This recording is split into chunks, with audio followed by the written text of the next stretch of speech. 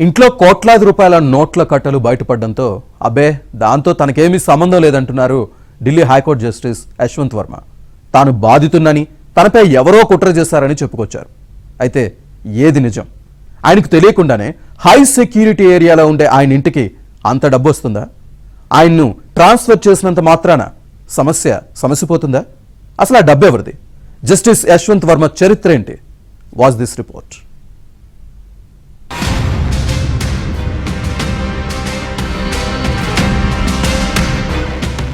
Delhi high court న్యాయమూర్తి justice Yashwant Varma అధికారిక నివాసంలో భారీ ఎత్తున నోట్ల కట్టలు బయటపడ్డాయి. ఈ ఘటన ప్రపంచమంతా కలకలం సృష్టించింది. ఈ నేపథ్యంలో ఆయన్ను న్యాయపరమైన విధులకు దూరంగా ఉంచుతూ ఢిల్లీ హైకోర్టు రిజిస్ట్రీ నిర్ణయం తీసుకుంది. అంతేకాదు, ఆయన సుప్రీంకోర్టు అలహాబాద్ కోర్టుకు బదిలీ చేసింది సుప్రీంకోర్టు. జస్టిస్ యశ్వంత్ వర్మ ఇంట్లో అగ్ని ప్రమాదం సందర్భంగా పోలీసులు తీసిన వీడియోలో కాలిన నోట్ల కట్టలు స్పష్టంగా కనిపిస్తున్నాయి. ఆ వీడియోను పోలీస్ కమిషనర్ ఢిల్లీ హైకోర్టు ప్రధాన న్యాయమూర్తి జస్టిస్ దేవేంద్ర కుమార్ ఉపాధ్యాయకు సమర్పించగా ఆయన దాన్ని తన నివేదికలో పొందుపరిచి సుప్రీంకోర్టు ప్రధాన న్యాయమూర్తి జస్టిస్ సంజీవ్ ఖన్నాకు అందించారు. దీనిపై సుప్రీంకోర్టు అసాధారణ నిర్ణయం తీసుకుంది. నివేదిక మొత్తాన్ని ఫోటోలు, వీడియోలతో సహా తన వెబ్సైట్ లో పెట్టింది సర్వోన్నత న్యాయస్థానం.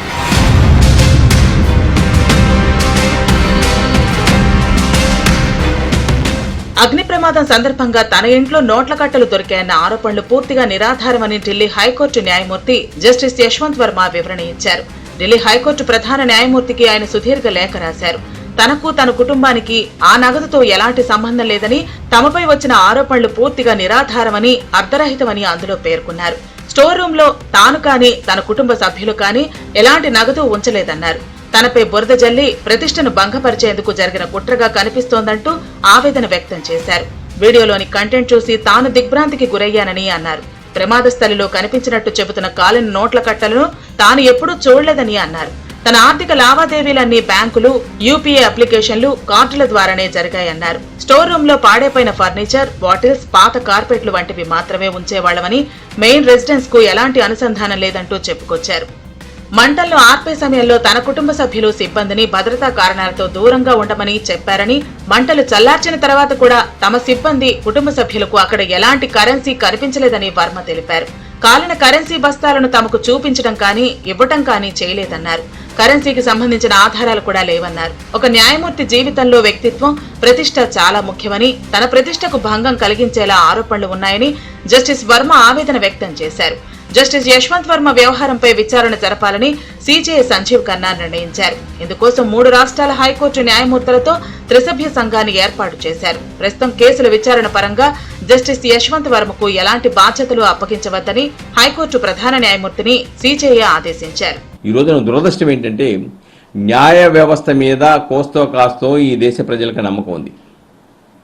ఇటువంటి సంఘటనలు వెలుగు చూస్తే ప్రజలకి న్యాయ వ్యవస్థ మీద నమ్మకం పోతుంది. ఈ రోజున న్యాయమూర్తి మీద తక్షణమే చర్యలు తీసుకొని ఉంటే ఈ రోజున దేశవ్యాప్తంగా కూడా ఇటువంటి దాని మీద చర్చలు, న్యాయ వ్యవస్థ మీద ఆరోపణలు ఇంత పెద్ద ఎత్తున వచ్చిండేవి కాదు. కాబట్టి ఏదేమైనప్పుడు కూడాను ఈ విషయంలో సమగ్ర విచారణ జరపాలి. రెండోది, క్రిమినల్ కేసుకు సంబంధించిన సాక్ష్యాలను భద్రపరచడంలో లోపం అయితే చాలా స్పష్టంగా దీంట్లో కనబడతా ఉంది. కాబట్టి ఆ అధికారుల మీద కూడా చర్యలు పూనుకోవాల్సిన అవసరం ఉంది. అనేక ప్రాంతాల్లో, తూర్పుగోదావరి జిల్లా లాంటి ప్రాంతాల్లో కూడా దిగువ స్థాయి న్యాయమూర్తులు అతి కొద్ది మంది డైరెక్ట్గా క్లయింట్లతో సహా వాళ్ళు ఛాంబర్లోకి పిలుచుకొని డబ్బులు వసూలు చేసుకునే పరిస్థితి చూసిన తర్వాత ప్రజల్లో న్యాయ వ్యవస్థ మీద కొంత ఇబ్బందికరమైన పరిస్థితి ఉత్పన్నం అవుతూ ఉన్నాయి. కాబట్టి వ్యవస్థని బాగు చేయవలసినటువంటి న్యాయ వ్యవస్థ కూడా అవినీతి కుంభకోణాల్లో కూరుకుందనేటువంటి ఆరోపణ, అటువంటి ఆలోచన ప్రజల్లో వస్తే న్యాయ వ్యవస్థ యొక్క క్రెడిబిలిటీ దెబ్బతింటుంది. ఉదాహరణకి గతంలో చూసాం, ఓబులాపురం మైన్లో సిబిఐ కేసులో పట్టాభి అనే ఒక న్యాయమూర్తి డబ్బులు తీసుకోవడం, దొరికిపోవడం, తర్వాత చనిపోయాడు, వేరే విషయం అనుకోండి. ప్రయాగ్రాజ్ లో 1969 న్యాయ కోవిదుల కుటుంబంలో జన్మించిన యశ్వంత్ వర్మ మధ్యప్రదేశ్లోని లా యూనివర్సిటీ నుంచి 1992లో న్యాయశాస్త్రంలో పట్టభద్రులయ్యారు. అదే సంవత్సరం అలహాబాద్ హైకోర్టులో న్యాయవాదిగా పేరు నమోదు చేసుకున్నారు. యశ్వంత్ వర్మ తండ్రి కూడా హైకోర్టు న్యాయమూర్తే.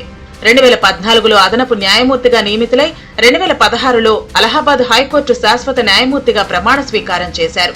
2021 అక్టోబర్ 11 నుంచి ఢిల్లీ హైకోర్టులో పనిచేస్తున్నారు. 2018లోనే ఓ ఆర్థిక వ్యవహారంలో వర్మ నిందితుడిగా ఉండగా గతేడాది ఆ కేసును సుప్రీంకోర్టు కొట్టివేసింది. ఉత్తరప్రదేశ్లోని ఘజియాబాద్లో ఉన్న సింబోలి షుగర్ మిల్స్ కు వర్మ 2012 వరకు నాన్ ఎగ్జిక్యూటివ్ డైరెక్టర్ గా వ్యవహరించేవారు. పరికరాలు, పనిముట్లు అందించే ఉద్దేశంతో చెరుకు రైతులకు నగదు పంపిణీ చేస్తామని పేర్కొంటూ ఓరియంటల్ బ్యాంక్ ఆఫ్ కామర్స్ నుంచి ఈ షుగర్స్ మిల్స్ 98 కోట్ల రుణం తీసుకుంది. ఆ మొత్తాన్ని రైతులకు ఇవ్వకుండా ఇతర ఖాతాలకు బదిలీ చేసింది. రుణాలను తిరిగి చెల్లించలేదు. దీనిపై 2018లో సీబీఐ కేసు నమోదు చేయగా వర్మను 10వ నిందితునిగా పేర్కొంది. ఆ తర్వాత దర్యాప్తు మందకోడిగా సాగి మూతపడింది.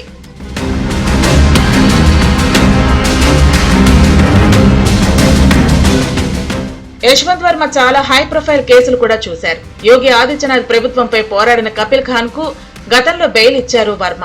మనీ లాండరింగ్ కేసులు కాకుండా వేరే కేసులపై దర్యాప్తు చేసే హక్కు ఈడీకి లేదని, ఈడీ తన అధికారాలను దుర్వినియోగం చేయడానికి వీల్లేదని గతంలో తీర్పునిచ్చారు. ఢిల్లీ లిక్కర్ కేసులో Republic TV, India Today, Zee Times Now లాంటి జాతీయ ఛానళ్లకు నోటీసులు ఇచ్చారు. సీబీఐ, ఈడీ ప్రెస్ రిలీజులు తప్ప ఎలా పడితే అలా నచ్చినట్లు తప్పుడు రిపోర్టింగ్ చేయొద్దని ఆదేశించారు. అయితే జస్టిస్ వర్మ కేసులో సమాధానాలు లేని ప్రశ్నలెన్నో ఉన్నాయి. ఈ నెల 14వ తేదీ రాత్రి జస్టిస్ వర్మ నివాసంలో అగ్ని ప్రమాదం జరిగింది. వారం రోజుల తర్వాత కానీ ఆ ఘటన వెలుగులోకి రాలేదు. ఈ మధ్య కాలంలో ఏం జరిగిందన్న దానిపై ఎన్నో ప్రశ్నలు. వర్మ నివాసంలో అగ్ని ప్రమాదం జరిగిన సమాచారాన్ని ఆయన ప్రైవేటు కార్యదర్శి అధికారులకు చెప్పగా వెంటనే అగ్నిమాపక సిబ్బంది వచ్చి మంటల్ని ఆర్పేశారు. మంటలను అదుపు చేసిన తర్వాత సగం కాలిపోయిన గోనె సంచులు కనిపించాయి. వాటిలో కరెన్సీ నోట్లు ఉన్నాయి. ఆ రోజు జస్టిస్ వర్మ, ఆయన భార్య భోపాల్లో ఉన్నారు. ఆయన తల్లి, కుమార్తె, సిబ్బంది మాత్రమే ఇంట్లో ఉన్నారు. ఆ మర్నాడు అంటే 15వ తేదీ కొన్ని శిథిలాలను, సగం కాలిన వస్తువులను గది నుండి తొలగించారు. సాయంత్రం 4 గంటలకు జస్టిస్ వర్మ దంపతులు ఢిల్లీ చేరుకున్నారు. ఇంట్లో పనికిరాని వస్తువులను ఆ గదిలో పడేస్తామని, దానికి తాళం ఉండదని, ఎవరైనా అందులోకి వెళ్లవచ్చునని జస్టిస్ వర్మ చెప్పారు. అసలు అలాంటి రూమ్ లో అంత డబ్బెందుకు ఎవరైనా ఉంచుతారనేదే ప్రశ్న. అసలు అంత డబ్బు అక్కడికి ఎలా వచ్చిందన్న విషయంపై క్లారిటీ లేదు.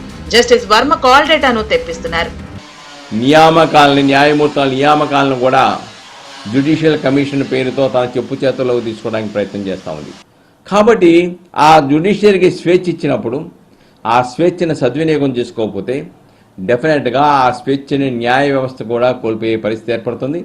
ఏదేమైనప్పుడు కూడాను ఈ రోజున ఢిల్లీలో న్యాయమూర్తి మీద జరిగిన సంఘటన ఏదైతే ఉందో అది దేశవ్యాప్తంగా కాదు అంతర్జాతీయంగా కూడా సంచలనం కలిగిస్తూ ఉంది.